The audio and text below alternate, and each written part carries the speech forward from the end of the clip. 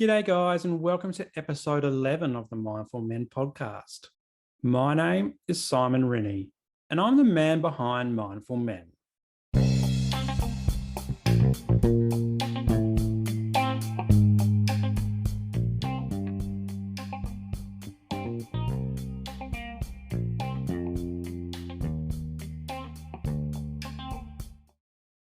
In today's episode, I am bringing you 5 more positive affirmations to inspire you. Yep, that's right, 5 more. Plus a bonus one, which really makes it 6, but 5 sounds better for marketing. In episode 10, I brought you the first 5, and I had another 6 up my sleeve that I really wanted to share with you. One of the things I like about affirmations is that they promote positivity.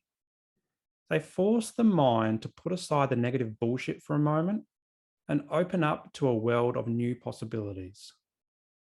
Whether this is within our mental or physical health, our parenting or starting a business or running a business or our work, or even our relationships, a positive mindset can help us make decisions. It can help us grow and take calculated risks and reap the rewards of our effort.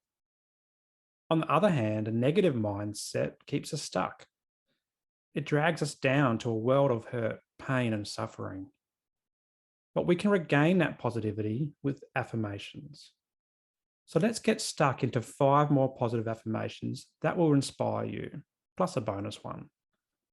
Number 1, nothing changes if nothing changes. This one simplifies the Tony Robbins quote I mentioned in episode 10, where change happens when the pain of staying the same is greater than the pain of change. Put simply, nothing changes if nothing changes. Another way to look at this one is to consider it as a fork in a road statement.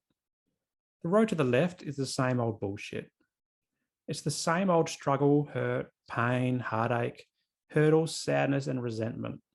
And you've walked down that path so many times that your footprints will one day become fossilized. Future generations will look at these footprints and wonder what you were up to. They'll study your shit to work out what you ate. And here they'll find that bitter pill that you kept swallowing. They'll conclude that you were a sucker for punishment until the point that you finally stopped walking that path. Then they'll notice you take a turn to the path on the right, the path that saw you change your habits, like putting down that beer or eating right and exercising, or redefining your support systems by letting go of toxic relationships, or going back to study to reskill and get the job that you wanted. And then these future generations will be happy for you. They will draw from your inspiration that you changed your life. And you know what? Those future generations could be your kids or your grandkids. Nothing changes if nothing changes. If you keep walking to the left, you will stay stuck in old ways. So do yourself a favor and take the path to the right next time you loop back around. Number 2, one step taken today is one less step you need to take tomorrow. In undertaking any change process, there's fear and the uncertainty of what will happen. Take that path to the right, for example. You haven't walked it before. And the fear that comes with the unknown has probably been why you kept turning left. But the truth is, we don't know whether we'll succeed or fail. We hope to the gods that we will succeed and prosper, but we'll never know if we never give it a go. And there's likely been times in the past where you've tried and failed miserably. And this failure is what has caused you from stop trying altogether. And as we get older, we might have kids and are demanding jobs, and we become time poor. And as this happens, we think that any change process is a huge mountain to climb. We think that we need to climb to the top in one go or we've failed. Suddenly, the mountain becomes insurmountable. We then get comfortable. We keep turning on that path to the left because we know it. We know what will happen, and even if we don't like it, we keep walking it because it's familiar, and this brings security. even if that security actually harms us. What this affirmation does is teach us that the mountain can be climbed, one step at a time, the smallest step.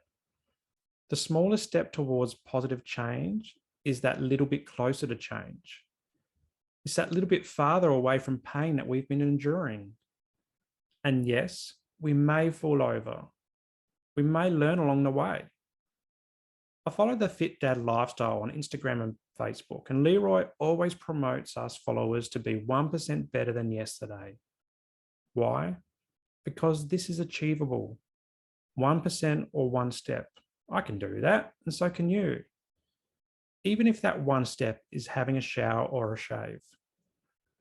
It could be texting a mate that you've been meaning to touch base with, or even calling them if you're old school like that. It could be booking an appointment for therapy or applying for a new job. It could be putting yourself out there at a new social event or creating a podcast to share your story with the world. With each step that we take, we just need to focus on the one coming next. We don't need to look up to the top of the mountain unless it's to make sure that we're climbing the right mountain. With each step, we benefit from compound interest. We grow exponentially. And before we know it, we're standing at the top of that mountain. But it all starts with one step. Once that happens, take it slow, make it purposeful, and then just keep walking. Number 3, we may not have it all together, but together we have it all. On our 7-year wedding anniversary, my wife wrote this quote in a card to me. And I connected with it because it made me feel loved and wanted despite all my flaws. But it also highlighted to me that in this crazy consumerist world that we live in, we actually only need each other to be happy.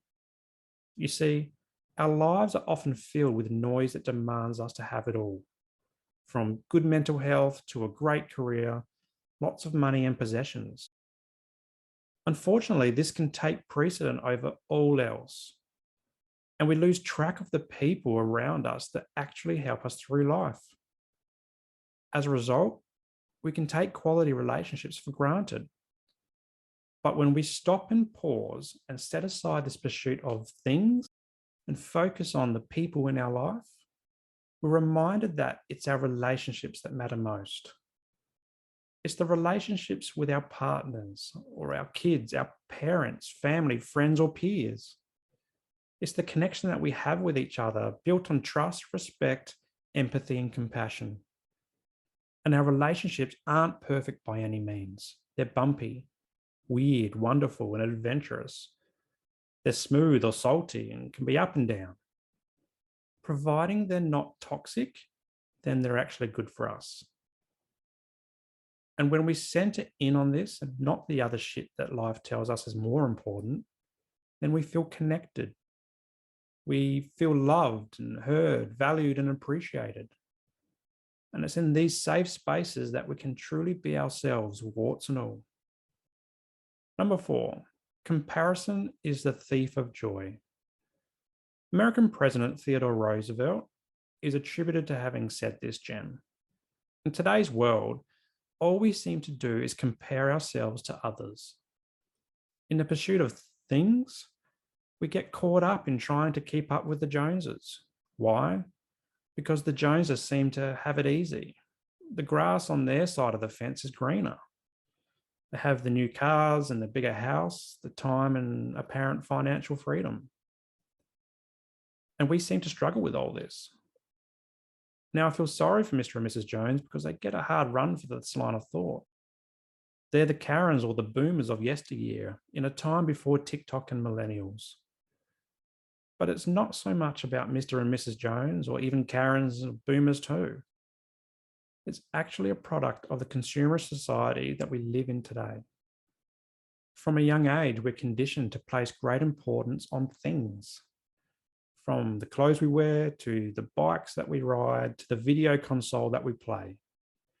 Then as we get older, it turns into the car that we drive or the job that we have. And then it's the house that we buy, the suburb that we live in, and the school that our kids go to. It could be our professional title or whether we have the exclusive membership of that country club. We end up on this never ending search for the perfect life where we have it all, and it makes us miserable. And even if we do obtain some of these things, the Joneses, they've moved on to bigger and better things. And they've left us behind and wondering what the hell happened. Comparing ourselves to others is fruitless. It serves no purpose other than to remind us of the things that we don't have. Instead, what we need to do is focus on what we do have, like our health, or if we're not well, on our commitment to get well. We could focus on our relationships and invest in quality ones.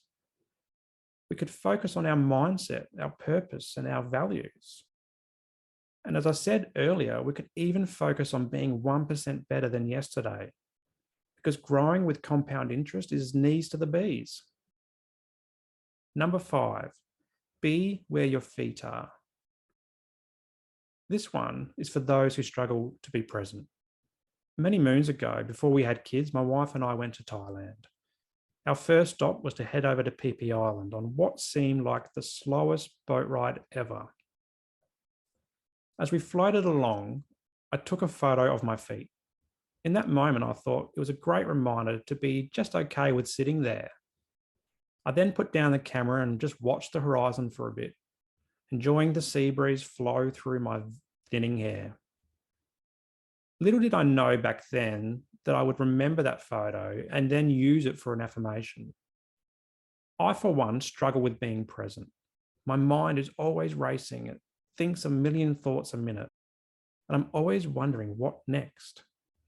This was really bad during my master's degree because I couldn't just sit there and be okay with hanging out with the family. I would be constantly thinking of the next assignment or the readings I needed to do for that week. Then, when I burned out, my therapist helped me realize that I needed to take the foot off the gas. I needed to be where my feet were. Thinking about this and that and something else did no good for me, and my relationships suffered for it. So I started saying, be where my feet are, when I found my mind was wandering. Like if I'm in the car and someone is talking to me, but I'm staring blankly at the car in front. Be where your feet are, Simon. And this helps me come back to the present. Number 6, you can do hard things. We've gone through the 5 more positive affirmations to inspire you. So here is the bonus one. Whenever I am really struggling, my wife often says, Simon, you can do hard things. And it's surprising how good this makes me feel when I hear her say it. When we're struggling with something, we often forget that we are pretty clever. I mean, I've completed 2 uni degrees, and I did my master's while working full time. I'm a father to 2 young children. I've had a career of 15 years with countless jobs serving the community. I've lived in 3 Australian states and 1 Australian territory. I've survived over 20 years of mental illness. I've lived through burnout and returned to work with better supports around me. I've run one of the world's toughest half marathons, the Point to Pinnacle in Hobart, Tasmania, climbing 1,200 metres from sea level to the top of Mount Wellington. I've survived 100% on my darkest days, and I'm here telling my story. So when my wife reminds me that I can do hard things, these are some of the things that I think about. I know I can do hard things. I just need reminding sometimes. And I bet you can do hard things too. So there it is. 5 more positive affirmations to inspire you, plus the bonus one as a cherry on top. As you can see, affirmations aren't overly complex. In fact, they're pretty simple. They're a slice of inspiration to overcome whatever challenges that you face. They're easy to remember and they're unique to you. You might take some of these and put them to good use, or You might find completely new ones. Either way, adding affirmations to your daily routine can help bring back positivity into your life. And who doesn't mind being in a better headspace? Thanks for joining me today. My name is Simon Rennie. Until next time, stay mindful.